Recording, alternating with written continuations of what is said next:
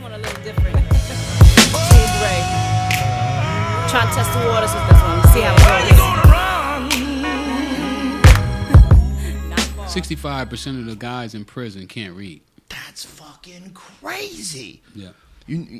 That is fucking crazy. You know, someone posted something, because I'm always talking about this, about how many different prisons are privatized in this country, and how many are actually privately owned institutions. That's the big business right now. There's it's somewhere around 8 to 10%, depending on who you ask, of all the prisons in this country. And they're switching up. Prisons. When I was in prison, they were trying out even the prisons that was owned by the federal government were starting to turn the prisons over to Wagon Hut. Jesus Christ. It's really crazy, the idea that you could put people in jail and you can make money from it, and that there's actually like a whole crop of people that are going to come out of this one area as long as you ignore it. Well, now they say that they can tell from a kid that's in the 3rd grade if he's going to prison or not. Was it psychologists are saying this? Yeah, that's what they're saying, yeah. Oh, that's ridiculous. You can't tell that. You can pull that kid out of there and straighten him out. I mean, almost any kid can be raised correctly. It's just almost every kid can be fucked up if they're not raised correctly. Absolutely. I don't think that it matters really the kid. It's really the environment. You know, Yeah. if you leave a kid in an environment where there's crime, they'll start to adapt to the crime. You know, and think that crime is okay. And it's. I mean, because I had got to the point where I believed that was a way of life. You know, that's how everybody did it. Yeah. I think that's the environment that you grow up in is a huge factor on who you become. It's a huge, huge factor. And like I said, one of the weakest areas of our country are the places with the most crime and the places with the most despair. And that's the places that also get the least attention. It's like we're a person that has like a pile of garbage in the corner of the house, and we keep saying we're going to get to it, but we just ignore it and walk around it instead of just fixing it.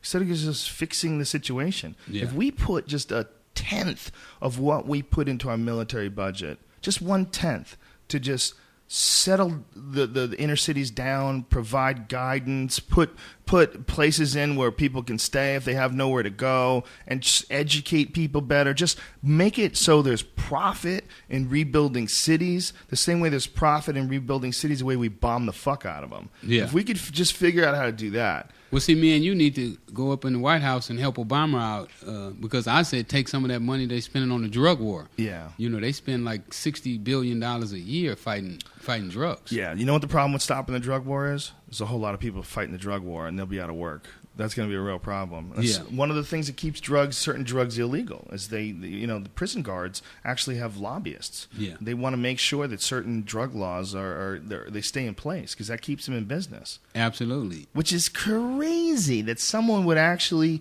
without having to be there and see the look in a person's eyes when they slam the cell on them, without actually be there and experience their pain, they're willing to make that decision because they're so far removed from it. It's just them, talking to a lobbyist and, writing something down, and they sign something and make an agreement and shake some hands.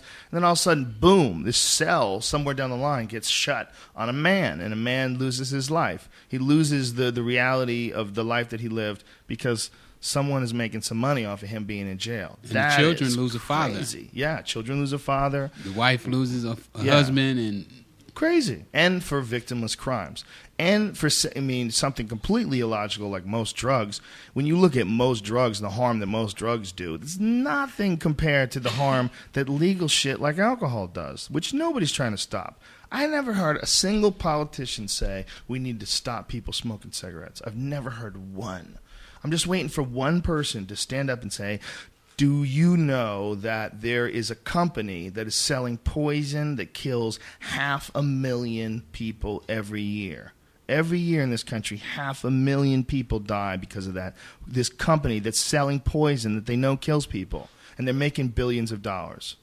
Well, you know what? He's going to lose his contribution, so he can't say that. Yeah, they can't say it. They never will say it. But, if a new company came along that was just selling poison to kids, would it really be as bad as cigarettes? I don't want to compare cigarettes to meth because meth does a quicker job. I don't want to exaggerate the effect. But when you see a dude who's like 70 years old, been smoking cigarettes his whole life, he's doing this, And then he takes another drag, and you go, whoa, they got that dude.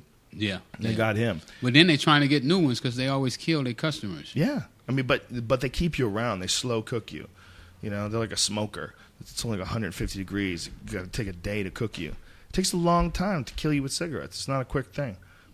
To me, it's amazing that no one ever brings it up. It never even gets talked about. Well, somebody like you, you know, that we need people that's going to stand up and educate our people, man. I don't like the taste, the shit's gamey like magazines telling lies to start wars like Dick Cheney. They suck, so they losing they flavor like now and laters. When I bust, the niggas run for the hills like Al Qaeda.